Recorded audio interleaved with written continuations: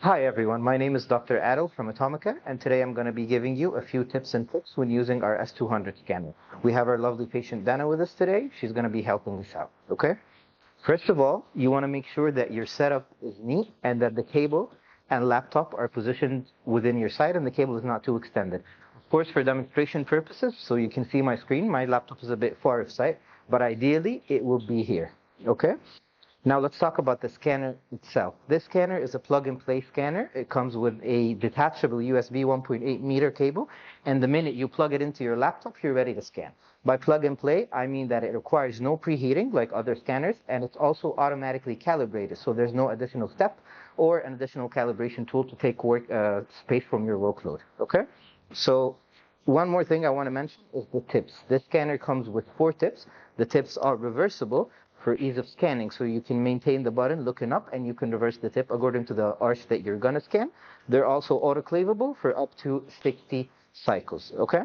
So let's get started. A few tips before you start your scan. First thing is, ideally, I don't like to start my scanner before I have it positioned inside my patient's mouth, right? Otherwise, you're going to capture a lot of unnecessary data. You're going to capture your patient's lips and whatsoever, okay? So ideally, I would position my scanner inside my patient's mouth, and then I would click on the gray button to start the scan, right? So you'll notice that I started from the occlusal of the posterior teeth. I like to start from this area because this will then serve as a reference point for the duration of my scan. So now that I finished my occlusal sweep, I captured about 50% of the jaw, right? So that whenever the scanner gets lost, you can always go back to that point and it will act as your reference. After that, you'll notice I'm capturing the buccal. And then you'll notice that at this area, in the anterior maxillary area, because of the curvature of the arch, sometimes you feel like you want to change your position. You can either change your position while the scanner is on, or you can turn it off, adjust your position, and then start it on again, okay? So I just adjusted my grip right here. I'm continuing my buccal scan. And then I'm going to do a quick palatal sweep. You want to make sure that the light is directed at the areas you want to scan. The areas that the light are hitting is the area that is being scanned. So you don't actually have to look at the screen, except for when you're done. Open a little bit. Thank you, Dana. Okay, and then when I'm done, I'm going to stop my scanner. Okay, you'll notice it also has an air mouse feature. This feature allows you to rotate the scan on your screen like you're seeing right now without the need to touch the laptop and contaminate your field, right? You'll notice we have a pretty good scan right from the beginning. Perfect. So I'll click on the white button on the body of the scanner. This is also for infection control, so you don't have to touch the laptop. This will take me to the lower jaw. Now you'll notice when I was scanning the upper, I was at the 12 o'clock position behind the patient. This is more accessible for me. Now I'm going to adjust my position. I'm going to come to the front of my patient. Open, Dana, thank you. And then I'm going to use both my fingers to retract, right? This one for the tongue and this one for the cheeks. Perfect. And like we said, with the upper, I start my scanner when I'm resting on the occlusal surface. And I'll just do the same strategy. Take a quick occlusal sweep. And then take a buccal sweep. Same thing here at this area because of the curvature of the arch. You might want to adjust your position and then keep going to capture the other side. Perfect.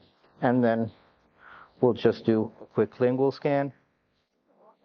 You want to make sure your hand is slightly converged so that you can scan the interproximal area as well so that the light can penetrate these areas. Perfect. And then the gray button, I'll stop my scan and I'll just check it out. We have everything we need. Now, as you notice, I was not scanning quickly because the aim is not speed. You want to make sure you get an accurate scan. Click on the white button. This will take us to the bite. Now, when we're scanning the bite, I like to tell my patients to open up a little bit, open a little bit. Perfect. Then I'm going to insert my scanner. Bite. Perfect. And then I want to make sure they have this position conserved, and then I'll click on the gray button. Do a little bit of zigzag motion. Make sure you capture the gums, and you'll notice it aligned it right away. Remove your scanner. Do the same thing for the other side. Can you bite? Perfect. And then do a little bit zigzag motion as well to make sure you get the buccal vestibule. Perfect. And then you'll notice that captured the first and second bite right away. Now, these are the right and left bites. You can add an additional third bite for the anterior jaw. All you have to do is have your patient bite again, and then just scan the anterior area. Perfect. So now you have 3 bites. You took the right side, you took the left side, and you took the bite, right? Perfect. Now we're done with our scan. Thank you, Dana, so much. So we're going to be talking about a few of the software features. Right now, we're just going to click on Next, go to the Refine stage. Refining is basically optimizing your scan, getting the highest resolution out of it. It'll just take a few seconds. Of course, this step, it depends on your laptop. The better performance your laptop has, the quicker the refining and the scanning experience is going to be. This is why we always recommend like suitable laptops with suitable recommendations. Perfect. Here's my scan right here. As you can see, all the data I have is very obvious. Everything I need is right here, right? So I'll show you a couple of the software features before we see how to send this to the lab, right? So the first one I want to show you is the occlusion analysis tool. You'll click on this. And then you'll notice that what this feature does is it measures the amount of space between the opposing teeth, right? You'll notice it's color-coded from areas of heavy contact, which is the darker color, to areas of light contact, which is the lighter color. And then when you stand on any of the points, it gives you the actual value of the space between this. You can use this for a multiple of reasons. You can use it to analyze your patient's occlusion. Like you'll notice Dana here has a little bit of a deep bite. You can use that for your treatment plan and also to analyze your treatment and how well it's going. You can also use it to analyze the clearance in your preparations. If you have a prep tooth, so you analyze the clearance between the opposing teeth so you make sure you have enough space for your restoration. The second feature I wanted to show you was the measurement tool. So we're going to deselect that. Then we click on measure. So what this does, it says right here, create a section, right? So I'm going to create, you can create a vertical or horizontal section. I'm just going to create a vertical section right here. Then it gives you a 3D representation of the teeth. On the chart right here, you choose a point, and then you choose another point. And then what this does, it basically gives you the space between them, right? So you can use it to measure anything in your scan. You can also drag the section that you created like this and take it to measure different areas of your scan. You don't have to create new sections. Another feature I wanted to show you was the undercut analysis tool. So you just rotate your scan depending on the path of insertion, and then you click on undercut check. And what this does is it highlights the undercuts for you. So you can see like these areas are undercuts. It's very obvious here. And also they're color coded from areas of heavy undercuts to areas of light undercuts. So you can go ahead and modify those as needed. Okay, so perfect. Now we're done with our scan. We finished our scan. We played around with the software. We did everything we need. So the last thing is how you get this to your lab, right? This is where my favorite part comes in. So with the Atomica scanner, you get the free software, of course, and then also you get a free account on our digital cloud portal. The cloud portal is where you will be saving your cases, and it is also where you will be sending your cases to the lab. We'll just wait a few seconds till this finish upload, and then I'll show you how that is done.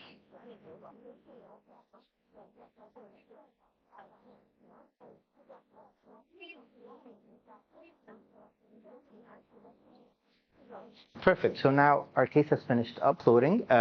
The software will automatically open the cloud for you. Here's our case that we finished right here. Okay. So this is our cloud portal. Like I said, you get 100 gigabytes of free storage with your scan. 100 gigabytes will roughly translate to like a little bit over 4,000 scans. That should last you like a pretty good number of years. And then the last thing that's remaining is how do you get the scan to your lab, right? So you basically have 2 options if you want to get this to your lab. The first one is you'll notice this is Dr. Adil's account. This is a clinic account, right? You can have your lab create a lab account as well, and it'll also be for free for them. And then all you have to do is make a partnership with that lab and then click on issue order, and that case will directly go to your lab through the cloud. Now assume your lab doesn't want to create an account, you're just using a different lab for a one-time case or anything. All you have to do is click on share instead of issue, right? And then what this will do is it will give you a shareable link that you can go ahead and just copy and paste it in email. So I have a shareable link right here. Just copy that, you paste it in an email, and then you can send it to whatever lab partner you're working with, whatever liner company you want to work with. It's also worth mentioning that our software is an open system, so this scanner, it provides an STL export or a PLY export, it's your choice, which you will find that 99% of your lab partners and your aligner company partners, they're working with it. Okay? This is everything we need to talk about. We hope you enjoyed today's video, and thank you, Dana, so much.